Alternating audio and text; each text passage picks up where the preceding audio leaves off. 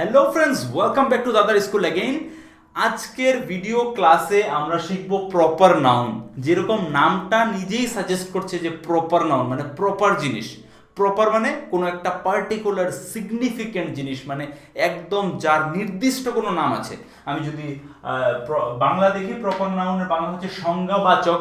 মানে আমরা পড়েছি বাংলা বইয়ে, এই সংজ্ঞাবাচক মানে কি এটা যদি আরো ভালো করে ক্লিয়ার করতে হয় তাহলে এই লাইনটা দেখো। যে নাউন মানে আমরা জেনেছি যে পৃথিবীতে যত ধরনের নাম আছে, যে কোনো জিনিসের, বস্তুর, জায়গার, মানুষের, পশুর, পাখির যে কোনো নাম আমরা দিতে পারি, সবকিছু নাউন।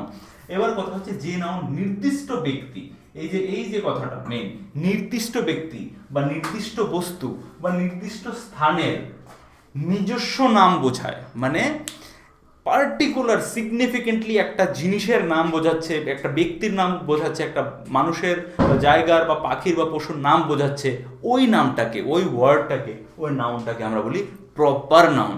এবার আজকের ভিডিওটা আমরা একটু আলাদা ধরনের করেছি। এখানে ফিল ইন দ্য ব্ল্যাঙ্কস আছে 1 2 3 4 5 6।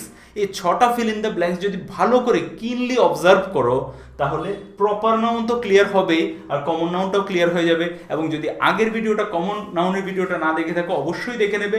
ওটা দেখলে কমন নাউন, প্রপার নাউন নিয়ে সমস্ত ডাউট ক্লিয়ার হয়ে যাবে। ওকে, সো আমরা এক্সাম্পলে আসি।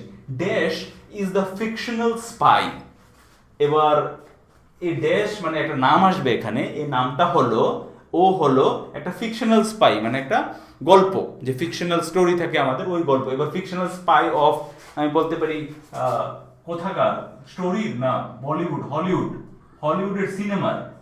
ওকে, হলিউড সিনেমা, খুব একটা বড় সড়ো স্পাই আছে, ফিকশনাল স্পাই হলিউড সিনেমার। কে সে? আমরা সবাই জানি, যদি আমরা জেমস বন্ডের সিনেমা দেখে থাকি। সো জেমস বন্ড কি? James bond is a fictional spy, মানে একটা গল্পের মধ্যে একটা চরিত্র, যে চরিত্রটা কিসের? একটা স্পাইয়ের, একটা গোয়েন্দার চরিত্র অফ হলিউড সিনেমার মধ্যে একটা গোয়েন্দার চরিত্রে আছে কি? James bond. তাহলে জেমস বন্ডটা হচ্ছে একটা নির্দিষ্ট পার্টিকুলার ব্যক্তি, কিন্তু ওর ক্যাটাগরিটা কি? ওর যে পুরো কোন গোষ্ঠী থেকে বিলং করে? ও স্পাইয়ের গোষ্ঠী থেকে বিলং করে, মানে গোয়েন্দা। তো স্পাই যে কথাটা, এটা হচ্ছে পুরো একটা গোষ্ঠীর নাম বোঝাচ্ছে, যেটা হচ্ছে একটা কমন নাউন। কিন্তু এখানে যখন আমি বলছি জেমস বন্ড, মানে এটা পার্টিকুলারলি সিগনিফিকেন্টলি একজনের নাম বোঝাচ্ছি, তো এটা হচ্ছে প্রপার নাউন। এই হচ্ছে প্রপার নাউন আর কমন নাউনের মধ্যে ডিফারেন্স। এরকম করে প্রত্যেকটা সেন্টেন্সে আমাদের কোন গোষ্ঠী থেকে বিলং করছে এবং তার প্রপার জিনিসটা কোনটা, সব দুটো জিনিসই থাকবে। সেকেন্ড সেন্টেন্সে দেখো, dash is a new invention of electric bulb. Electric bulb এখন হচ্ছে একটা জিনিস, কি ইলেকট্রিক বাল্ব বলতে পারি বা ইলেকট্রিক লাইট বলতে পারি আমি। এবার বিভিন্ন ধরনের লাইট আছে, রাইট? ইলেকট্রিক লাইট, কোনোটা সেই পুরোনো দিনের বাল্বগুলো আছে, কোনোটা সিএফএল আছে, কোনোটা এলইডি আছে, কোনোটা টুনি বাল্ব আছে, ঠিক আছে? সো কোন বাল্বটা is a new invention of electric light? কোন বাল্বটা? আমি বলতে পারি যে এলইডি। আজকে চারদিকে এলইডি চলছে, সবাই নিজের পুরনো বাল্ব, টিউবলাইট, সিএফএল অবধি চেঞ্জ করে এলইডি লাগাচ্ছে। So LED is a new invention of electric light. LED হচ্ছে ইলেকট্রিক লাইটের নতুন একটা আবিষ্কার। তাহলে আমার এখানে ইলেকট্রিক বাল্ব বা ইলেকট্রিক লাইট যে কথাটা, এটা হচ্ছে একটা কমন নাউন, মানে পুরো গোষ্ঠী বোঝাচ্ছে লাইটের।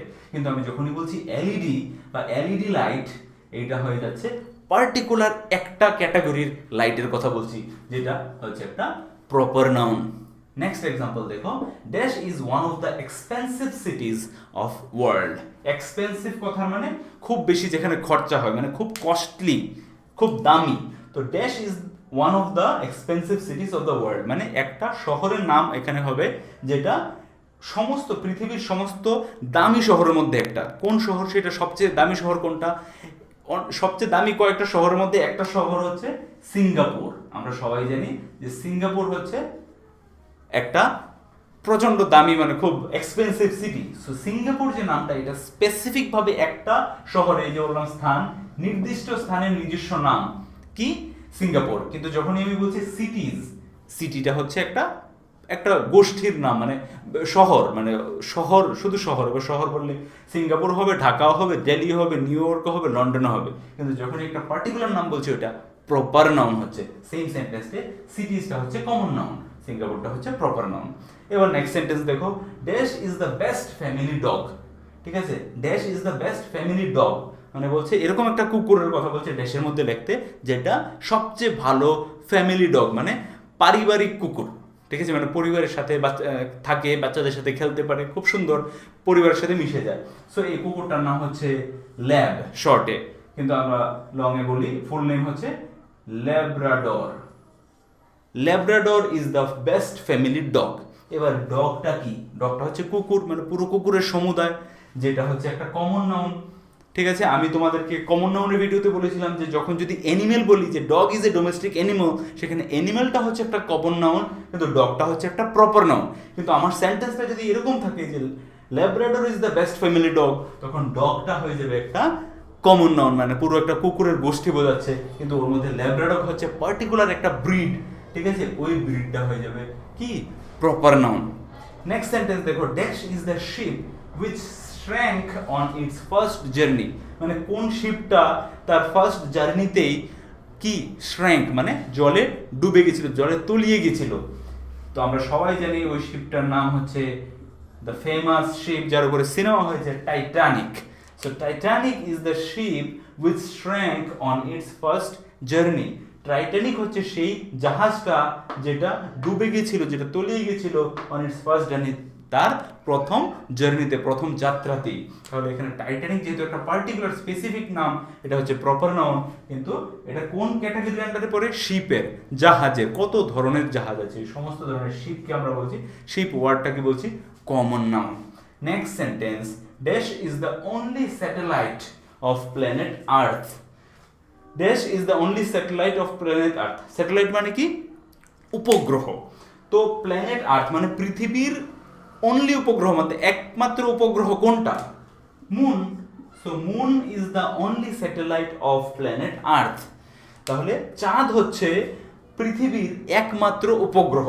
তাহলে এখানে চাঁদ উপগ্রহ, অনেক গ্রহের 3টে 4টা 5টা 10টা উপগ্রহ থাকতে পারে। সো উপগ্রহ যে কথাটা, এটা একটা কমন জিনিস, মানে অনেক গুলোকেও একসাথে উপগ্রহ বলে, অনেক মানে অনেক থাকতে পারে, এটা পুরো গোষ্ঠী, মানে একটা উপগ্রহের এক এক রকম ক্যারেক্টারিস্টিক হয়। তো স্যাটেলাইট তারা হচ্ছে আমাদের একটা কমন জিনিস, কমন নাউন, একটা গোষ্ঠীর নাম। কিন্তু আমি যদি বলি মুন, তাহলে এটা একটা স্পেসিফিক একটা উপগ্রহের নাম, ওটা হচ্ছে একটা প্রপার নাউন। আশা করি প্রপার নাউন আর কমন নাউন নিয়ে এবার সমস্ত ডাউট ক্লিয়ার হয়েছে। যে কোনো ধরনের ডাউট, কোয়েরি, কোশ্চেন থাকলে নিচে কমেন্ট বক্সে অবশ্যই লিখবে। ভিডিওটা ভালো থাকলে একটা লাইক করবে আর বন্ধুদের সাথে শেয়ার করবে। দেখা হচ্ছে আবার নেক্সট ভিডিওতে, ততক্ষণের জন্য take care and keep learning.